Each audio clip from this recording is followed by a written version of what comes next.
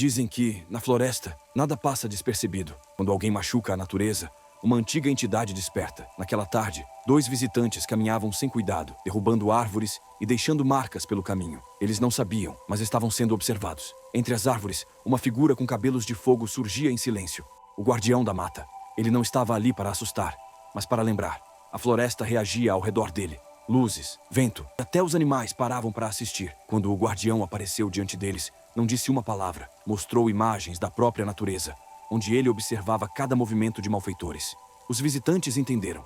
Saíram dali em silêncio e nunca mais voltaram a desrespeitar a floresta, porque quem faz mal ao que é vivo sempre encontra o guardião.